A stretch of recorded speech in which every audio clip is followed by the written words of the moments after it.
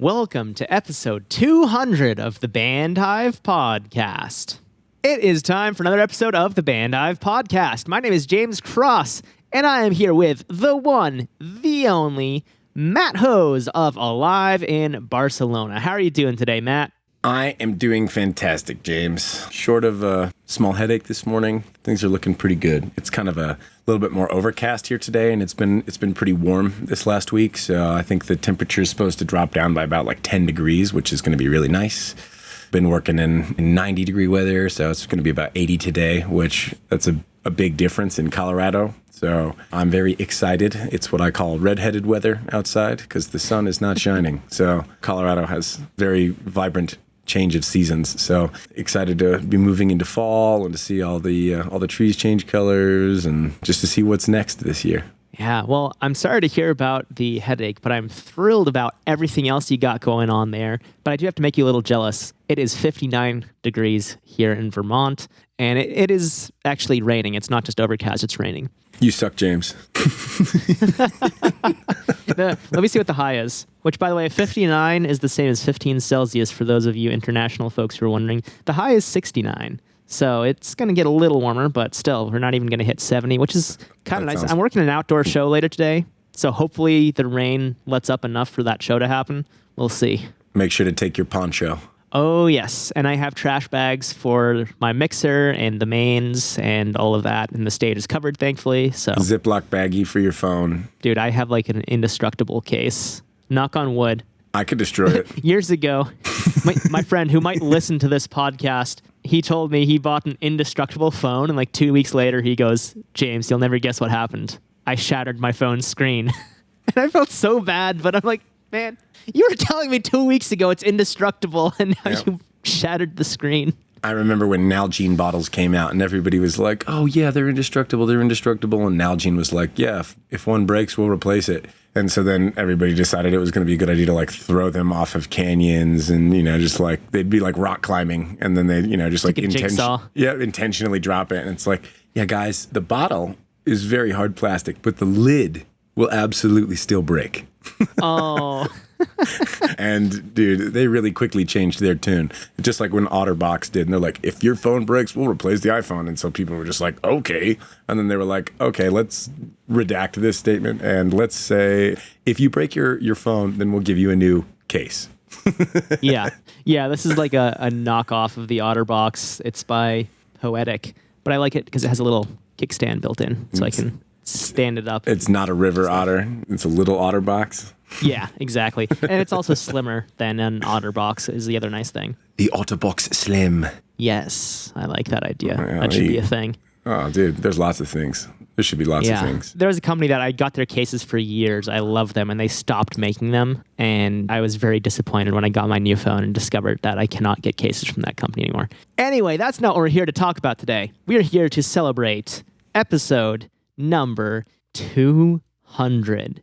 And you might remember when we hit 100, we actually went through all of our favorite songs and albums. That was a really fun one. It was episode 110 albums that hit us right in the feels. So if you want to go listen to that, you can head on over to bandhive.rocks/100. That's the number 100. And check out that episode. If you want to hear what albums inspired us to become the human beings that we are today.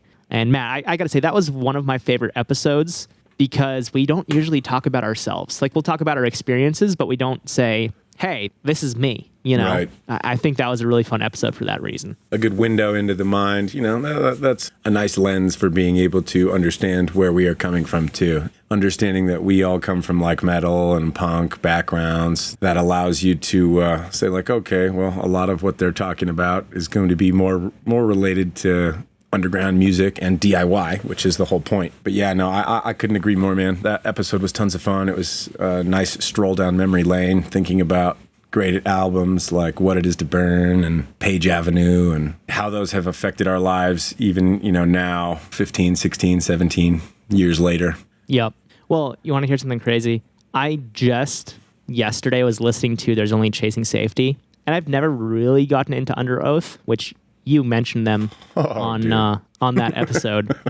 And I was listening to it, I was like, man, this is really good. And I just discovered something now. I pulled it up on Wikipedia. It was produced by James Paul Wisner, who just did the mixes for my band's new songs. So that's like a cool little tie-in where I'm just like now getting into Under Oath. I'm like, oh, that's the same dude. Yep. But the scary thing is that was released June 15th, 2004. So that is 19 and a half years old now. That's crazy. Yeah. Wow. Time flies. Yeah, it really does. Sing the Sorrow turned 26 months ago. But anyway, this week on the show, we're going to highlight what has happened in the music industry in the last 4 years, with a big focus on our favorite episodes of the Bandhive podcast and why those are our favorites, but also talking about some of the biggest news and the current goings-on in the music business.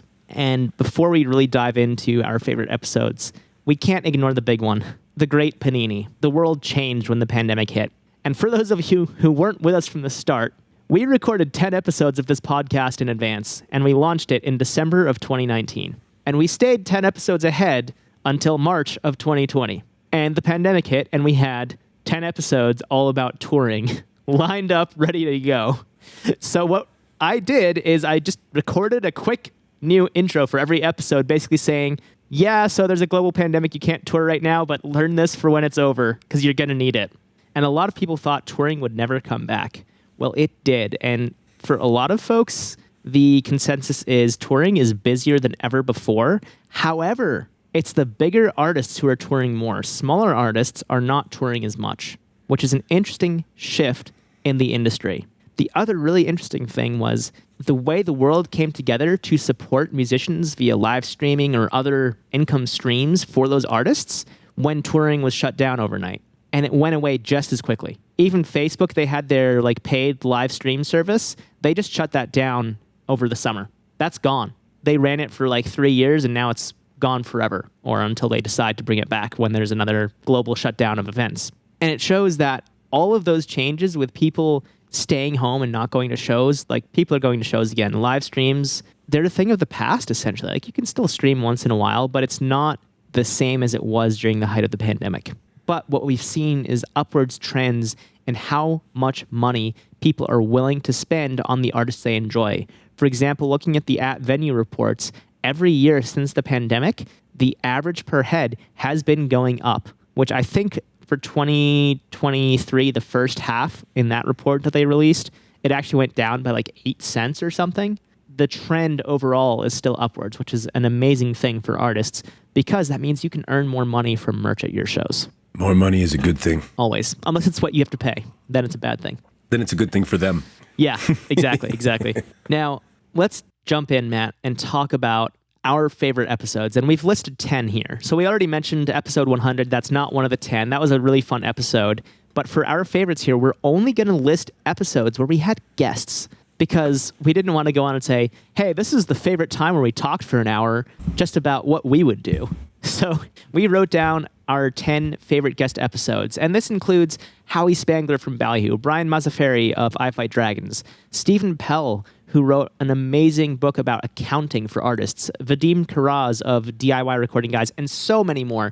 We've had so many amazing guests on this show, we can't possibly name them all. I would love to, but there's just, with 200 episodes, there are so many guests. So here are our top 10 in numerical order. These aren't from favorite to least favorite or anything like that. Just our top 10 episodes, our top 10 interviews with the guests in numerical order. And I got to say, this probably was one of my favorite ones on the entire show, just because I love this band. It was number 48, and the title is One Band, 25 Years and Counting, Howie Spangler of Ballyhoo.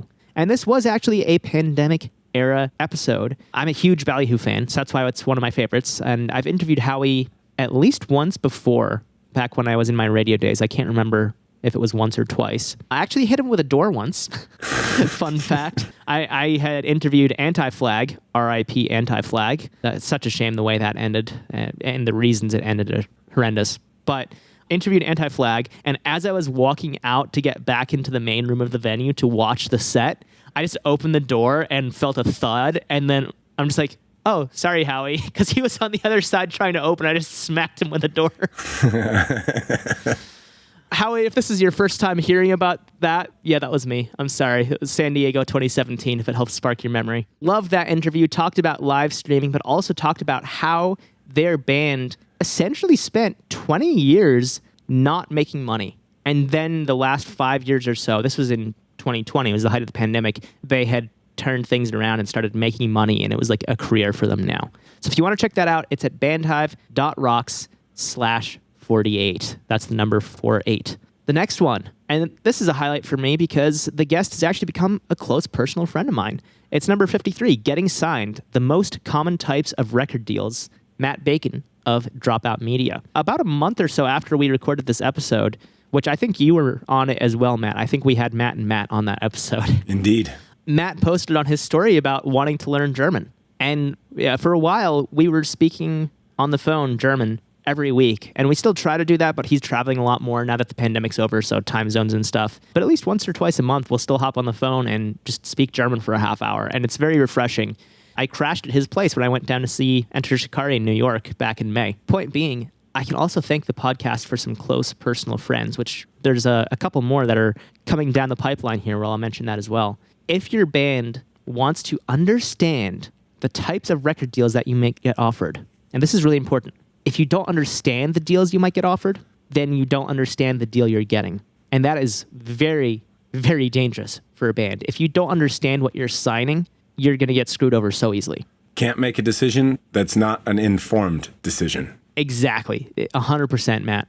And so that episode is number 53. It's at bandhive.rocks/53, the number 53. And again, that's with Matt Bacon of Dropout Media. And we actually had him back on the show at least once, perhaps even twice. I'd have to look at the list, but I said we're going to stop at 10 mentions. Now, Matt, this next one is one that you wanted to put in the list, and I fully agree with you. This was a really great episode. Yeah, why recording demos makes your songs better with Vadim Karaz of DIY Recording Guys. Vadim was absolutely riveting to speak with, just a very well-educated, very well-versed individual. It's always refreshing. In the music industry, you're going to meet a whole lot of people who are flying by the seat of their pants and they don't really know what they're doing, and that's okay. Life is a process of testing and feedback loops. You need to test things, you need to understand how they work, and you need to adapt and overcome. You guys all know I like quotes, and so I'll use a Bruce Lee quote. Absorb what is useful, discard what is useless, and add what is uniquely your own. And I think that when you meet somebody in the music industry that really understands that concept and can implement it, it's always just incredible to, you walk away from the conversation just being like, man, I want to keep talking.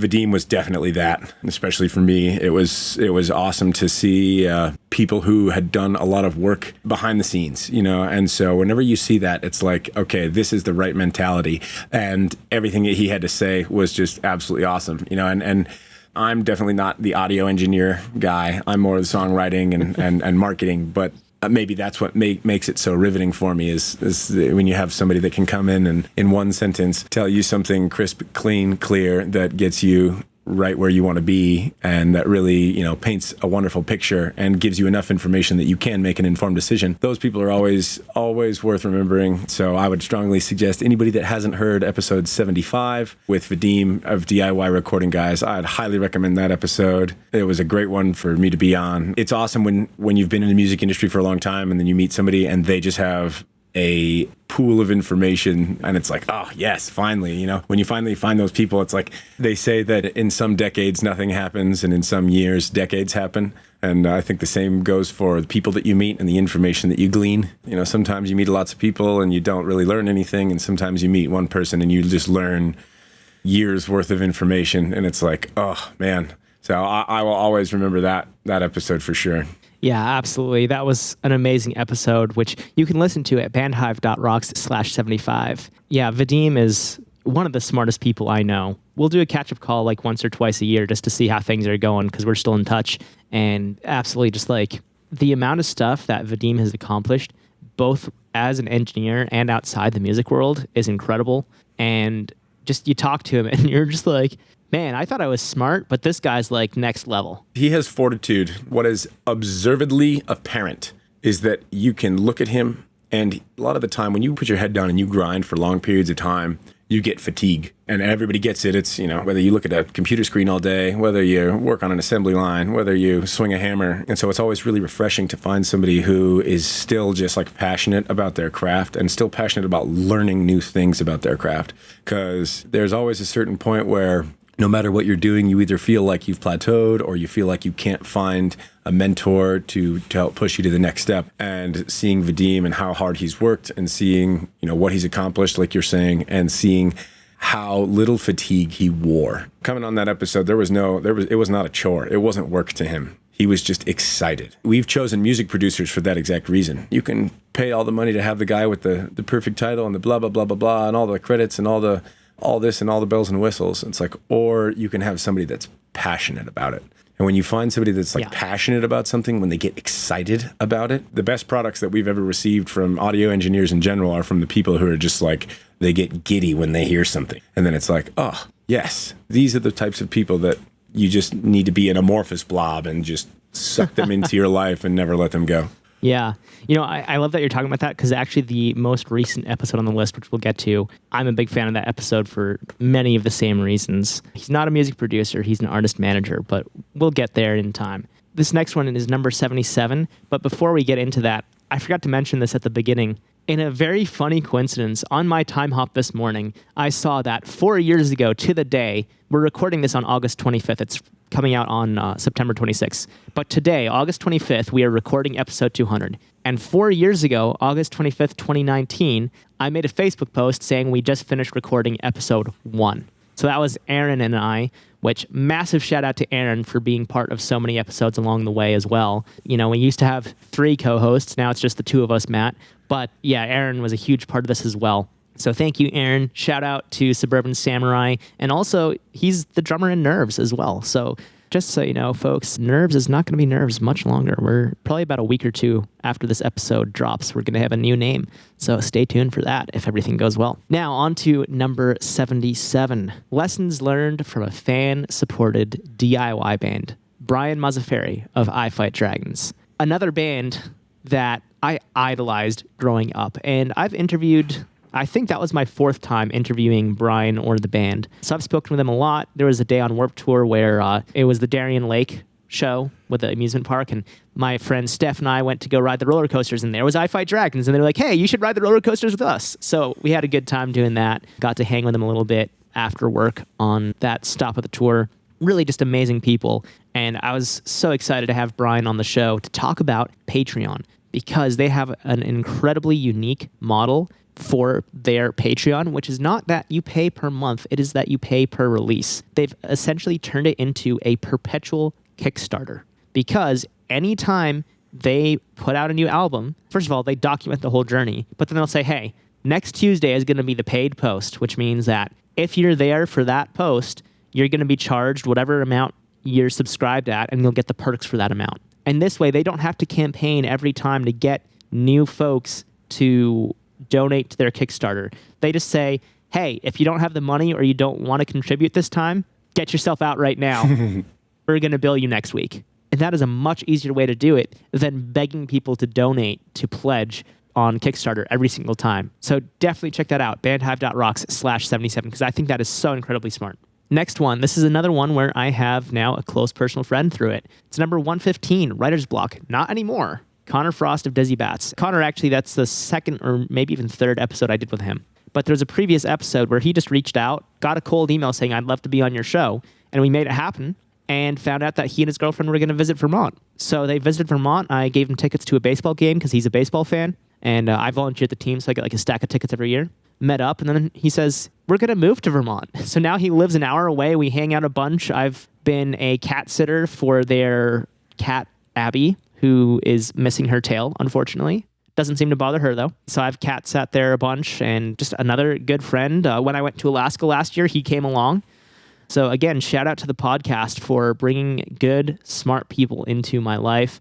Connor Frost, amazing songwriter, and that's what he does. He's a songwriter coach. So if you want to learn more about what he does, that's episode 115. You can go to bandhive.rocks/115. That's the number 115. Matt, this next one is somebody I think we both know. Number 156, the modern DIY band John James Ryan of Keep Flying And let me just say this. If you've ever done Warped Tour, you probably know John James Ryan of Keep Flying because he is the guy. Somehow I didn't know him from my years on the tour, but when I met him, we were like, oh, we know all the same people. It was one of those moments of how do we not know each other?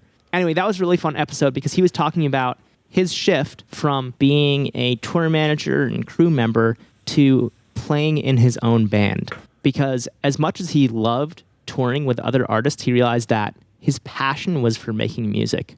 And so, Keep Flying is not anywhere near the level of the bands he was working for, but he is so much happier because they go out there and they have a great time on stage. And trust me, like seeing them on stage, you can tell they're having the times of their lives up there. And we're talking like a 6 or 7 piece ska punk band on a stage that has trouble holding 3 people. And they're just up there rocking it as if it's like the biggest stage ever, as if they're playing Madison Square Garden or something. They are phenomenal. So I highly recommend check out Keep Flying if they're coming to your area. Say hi to John. Tell him you heard about the band on the Bandhive podcast, if that's where you first heard of them.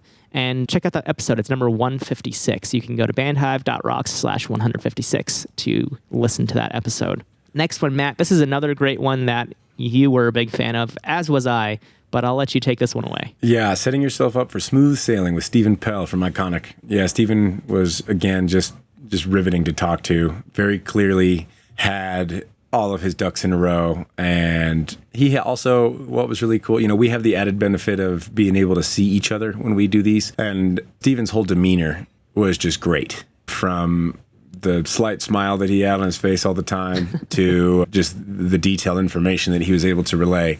And the episode speaks for itself. I would highly recommend anybody to go and take a listen to episode 161 with Stephen Pell. He's just, a soft-spoken dude with lots of just great information, positivity. When you're in the DIY industry, there's a lot of negativity because it's a hard game. It's like I said earlier, it's a feedback loop. It's constantly testing things, which means there's a lot of failure. And certain people look at failure and say, this is a setback. And other people look at failure and say, no, this is a success because now I know how not to do it.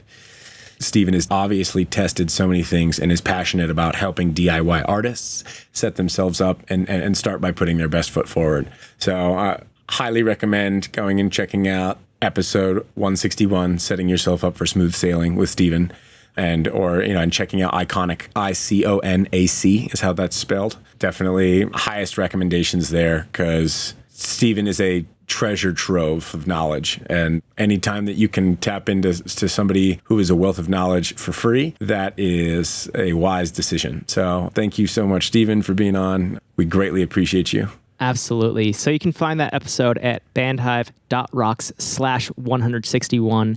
And 2 things to note there. Iconic stands for Icon Accounting because they work with icons. So a little wordplay there. If you've been a long-time listener, you know how much I love wordplay and puns. That's absolutely up my alley. But Stephen also published a book, and that's what we talked about on that episode because it was right around the release.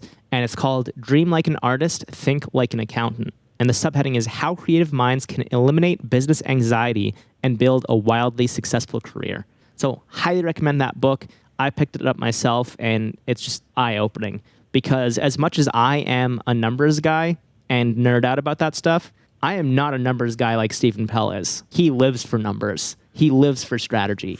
So check out that book and check out episode 161 where we interviewed Stephen. Next up, we're down to the last 2 here. Or actually, sorry, last three. I can count.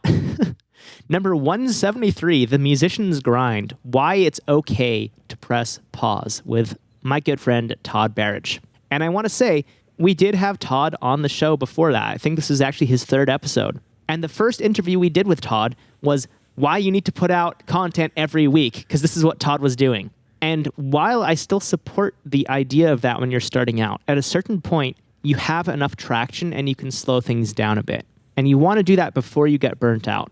And that's why we were talking about burnout and mental health in this episode.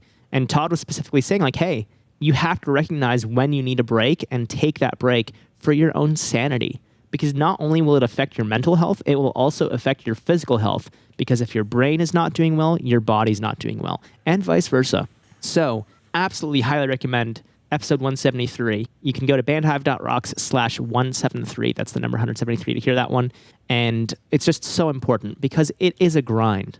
And without taking a moment to pause and reflect, you're just going to dig yourself a hole. Todd is also really riveting to talk to because he has a different perspective on how content should be released and how simple it can be. A lot of people, I think, overthink about what it is that you need to do. And he did a really good job of just being like, oh yeah, well, I just decided to like play this song in a dress, or just like do this cover. And, and some of the things would be like outlandish and ridiculous. He released a song called Venus, and it's literally just him saying Venus and then like pitch shifting it. And that's the entire song. It sounds like a synth, but it's literally just him saying the words. For anyone wondering, that's Venus, Bravo, Echo, November, India, Sierra. Todd has a lot of really good wisdom and just sees things from just like a little bit more of a simple, it's okay for you to kind of be funny, enjoy things. Yep, it's encouraged to be a little bit ridiculous. It's funny because every time I look at Todd, I just think of like Frank Zappa.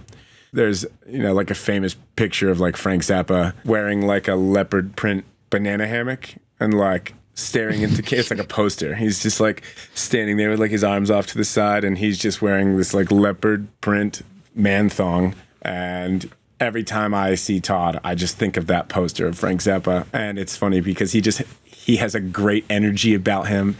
He's charismatic. He's open about the fact that he has ADD or maybe it's ADHD. I can't quite recall. But he's a hyper person. And instead of saying this is this giant setback in my life, he leaned into it and said, look, this is what is uniquely my own. And he personifies that crazy. And it's awesome. It's infectious. He told me on one of these episodes, or maybe on a call, the reason he started doing these covers and mashups was when he would play live with his band, he would just start singing other bands' songs over their own songs. And that's like how he got started with mashups. And then he just said, hey, like I could actually do this. But also one of my favorite Todd memories is he did a cover of Weezer's My Name is Jonas, specifically in the pop punk style.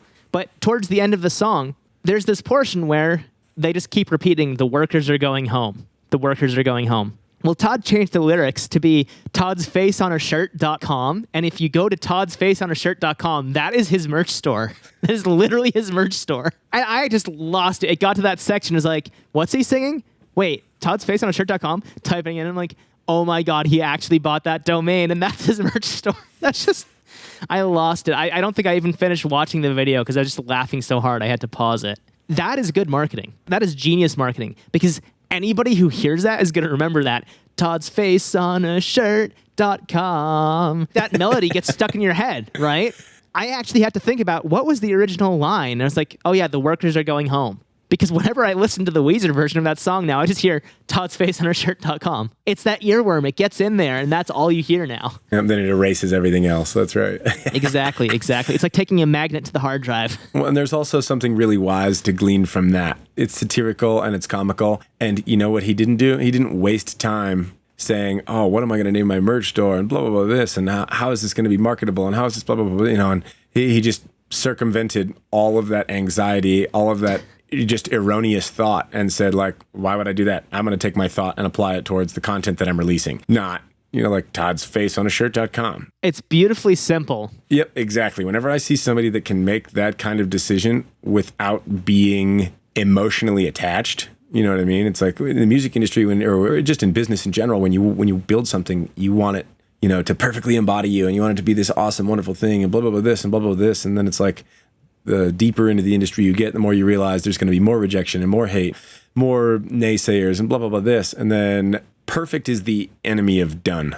You can sit there and overanalyze things until you're blue in the face. You won't start making money until you have a store. And I think Todd just absolutely did a fantastic job of adding levity to things that other people like to overcomplicate. I view that as the same manner as like Steve Jobs wearing this, black turtleneck and pair of jeans every day.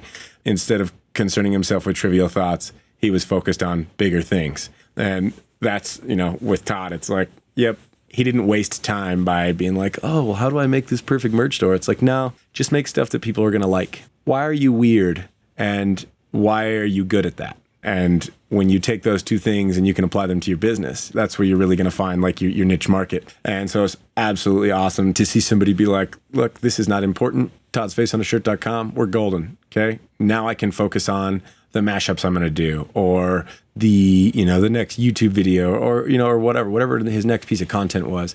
He knew that his focus was creating the content, not running a fine-tooth comb through a haystack looking for a needle that may or may not, by the end of his career, make him an additional 8%. Maybe that would have been worth it, maybe not. Maybe you would have made less money. No way to tell, no way to test. So instead of concerning yourself with trivial things, get out there and do what revitalizes you, what brings that vigor into your life, and that will allow you to sustain it. Because if you don't have passion and you're losing your heart to all the trivial things, and you're too concerned with the order of songs and your CD and blah blah blah, it's just, you're going to miss the forest for the trees, and you're going to get so caught up in the bureaucracy and the tendencies in the music industry that you're going to get a few years down the road and you're going to be like, I hate everything about this. I don't even make music anymore.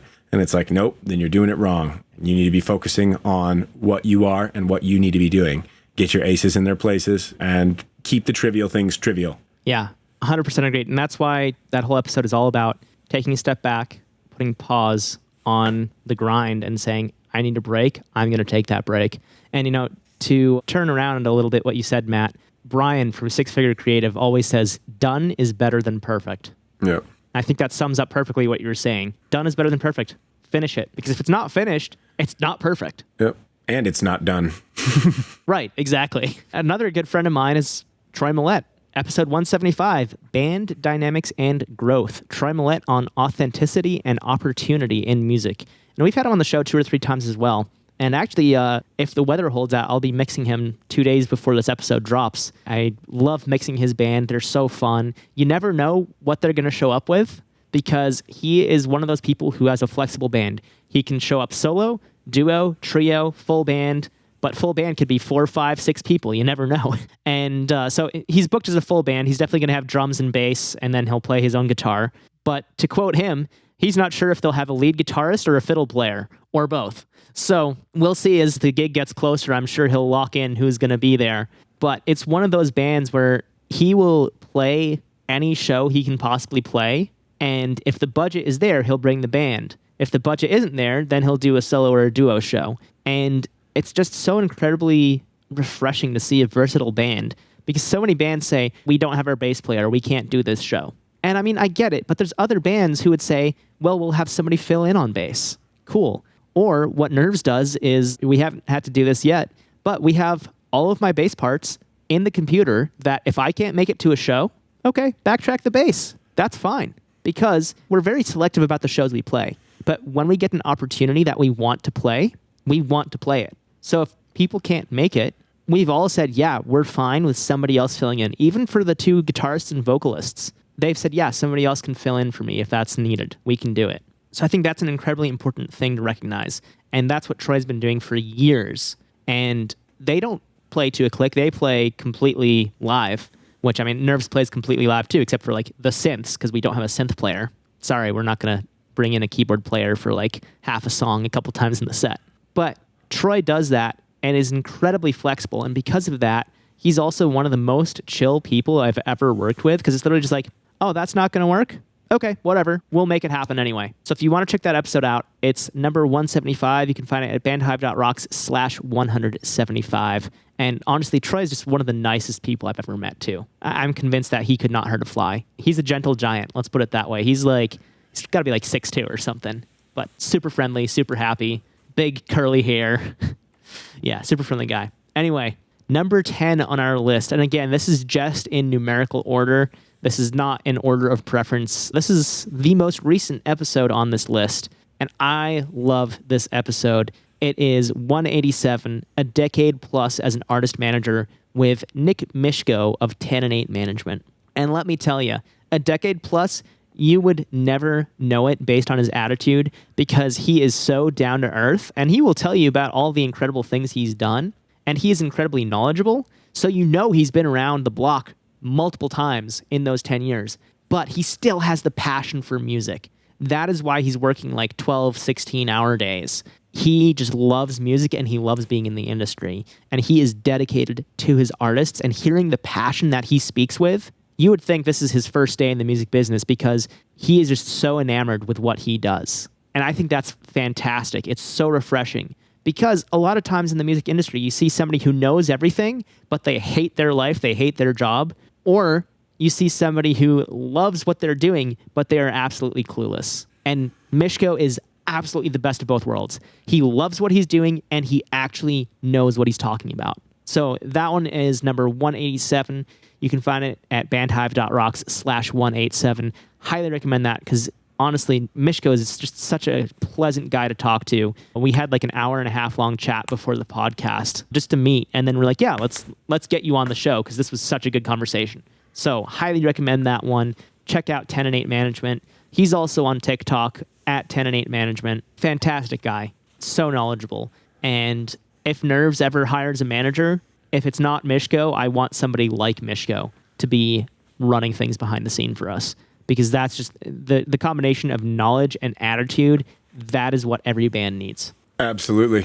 Charismatic and knowledgeable. You know, it's a pretty rare combination in general. So it's you either have been in the music industry so long enough that it's sucked a lot of your soul out and you're an empty shell of a person, or you have learned and that's made you a better person and you've grown and you can then adapt, overcome, and just take your business to whole new heights. Pretty great content throughout all 10 of those episodes, to be honest. There's just so many people out there with a treasure trove of knowledge and that are willing to share, that are eager to share. We're so appreciative and humbled by everybody's willingness to come onto the show and to share their knowledge, to share their experiences, to, be vulnerable and to be transparent. And we could not have done this podcast without every one of our amazing guests. We only did 10, so we didn't get to mention everybody, but there's, lots of other phenomenal voices, phenomenal minds, phenomenal musicians, and people with real drive for, doing what they're passionate about. And we've been lucky to have them. So quick shout out to everybody that's been on this podcast. I just wanted to say thank you so much for helping us talk about music. We love talking about music. Yeah, it's so incredibly important. And it's really like sitting down and doing this podcast every week. I'm not a huge fan of the solo episodes, I'll admit. But Matt, when you and I get to chat, or Aaron and I get to chat, or any of our guests come on the show and I get to pick their brains, I live for that. Getting to do that every single week for the last 4 years has been so pleasant. It's like one of my favorite things to do because it's just us nerding out about a topic that interests us. And I never want to lose that. I want to be able to have conversations like this for the rest of my life because it's so exciting. And on that note, if you're listening to this and there's somebody you think should be on the podcast, and maybe that somebody is you, like that's totally fine.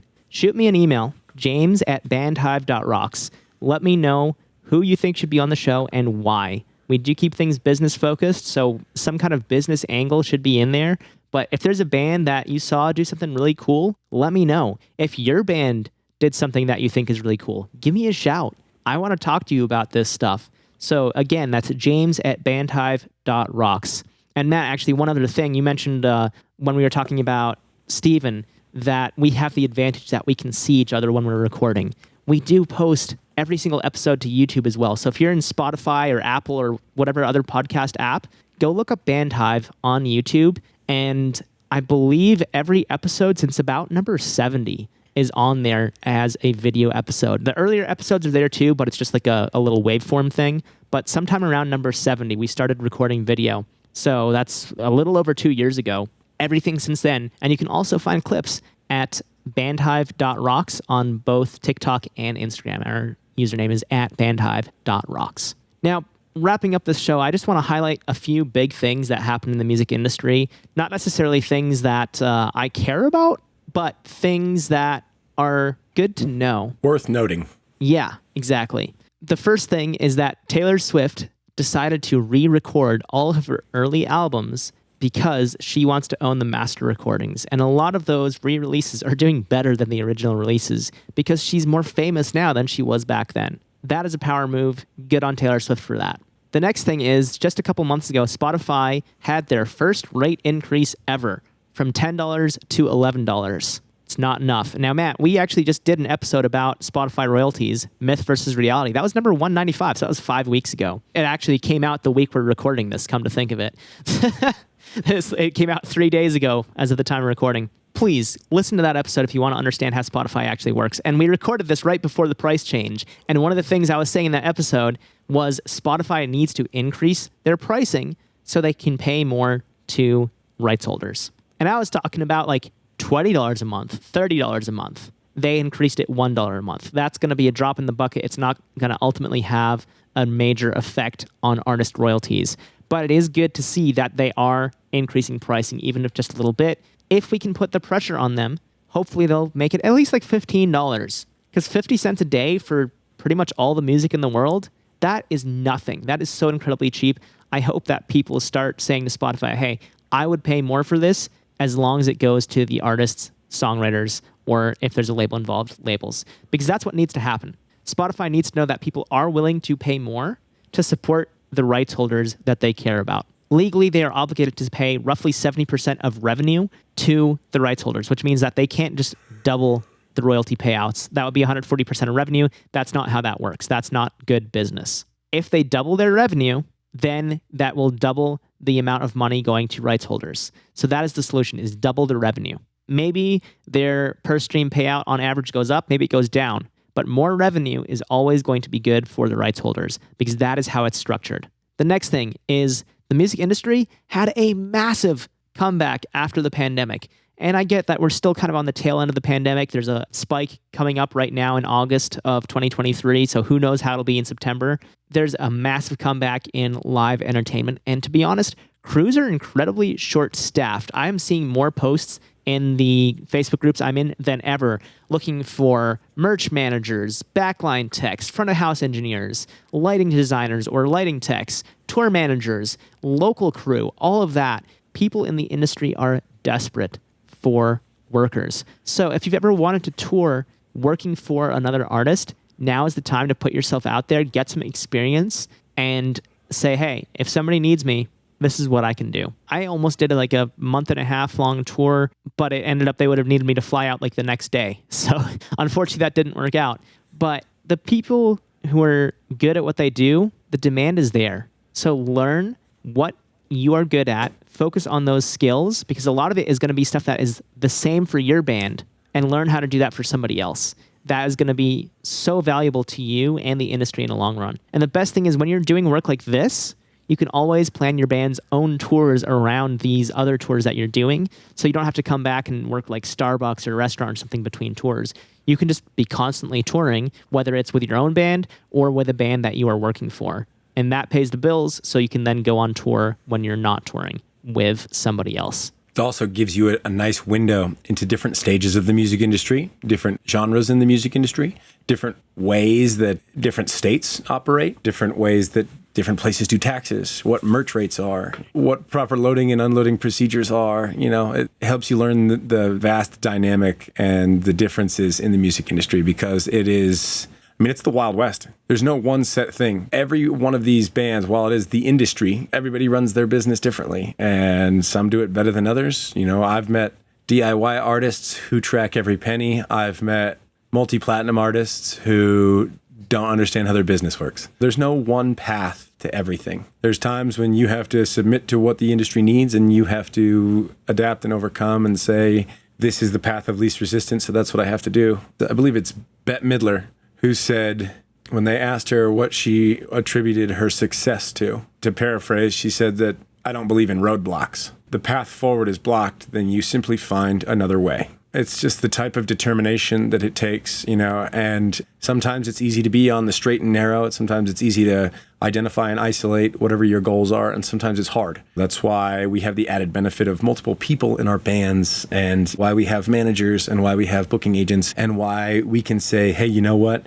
Maybe I shouldn't be focusing on trying to go out and tour because I don't really know enough about how the industry works. Maybe I should go out and try and be a roadie for a tour, or try to be some stagehand or crew or merch or press or whatever, you know, and determine what it is that you are really, really good at, you know, what makes you unique. And when you add what is uniquely your own, and you can get a good lens into what things, you know, how things actually operate. I remember the first time I did that, and it was eye-opening. I remember the first time going out on Warped Tour and being like, oh yeah, we came out with 50 t-shirts. And we said, oh, well, maybe, there's 45 dates. So if we can sell one t-shirt a day, then that'll be an extra like $600 in gas. That'll be huge. And then it was like day one, we sold them all. And it was just, we were so underprepared for what was about to happen. It was instant how quickly we had to then find a larger community of people who could help facilitate what we needed, because it was like, oh yeah, we just ordered 50, now we need 100 and we need them shipped across the country, and some of the smaller printers couldn't do that, and some other people could, and that's when we learned it was like, oh, now we gotta order this 5 days ahead of time and actually go to the store and pick it up and blah, and it was just, there were so many things by just going and actually being a part of the industry and kind of like submitting yourself.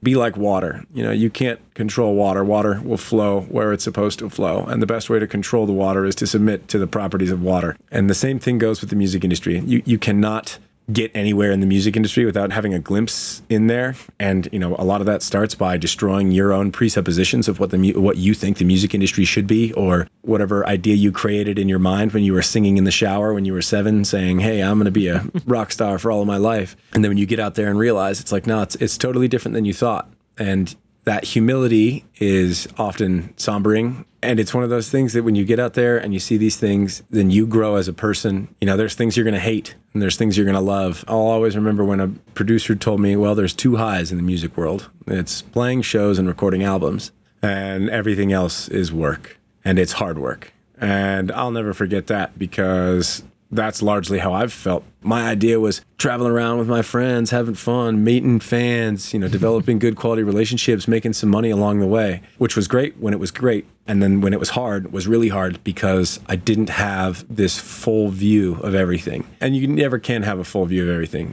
Taylor Swift literally is just re-recorded her albums because they were all like bought by like George Soros without her ability to even purchase the rights to her own music back. Scooter Braun. Oh, is that who it was? And she hates Scooter Braun. Yeah, well, Taylor Swift is a big proponent of individuality in music, which is good. She's kind of like for being one of the biggest artists in the world, she is kind of the voice of the little guy, which is great. I would encourage everybody to go listen to a bunch of pop music, because if you listen to lyrical content, there's a lot of really dark themes in there. There's a lot of themes of loneliness and misunderstanding and things not being what you thought. All of the biggest artists do this. When you go into the industry, you have to guard your heart, you have to guard your soul, you have to guard your mind, you have to protect your body, because it's the Wild West. It'll eat away at all those things. So go listen to some pop music, go listen to some depressing lyrics, go sit down and write some beautiful music of your own. Surround yourself with people that you care about. Build a network of people who are willing to work for you, work with you, who are passionate about your project, and work hard. Because you never know when one day you'll wake up and it's 4 years later and you're recording episode 200 of a podcast. Thanks so much, everybody, for listening for all these years.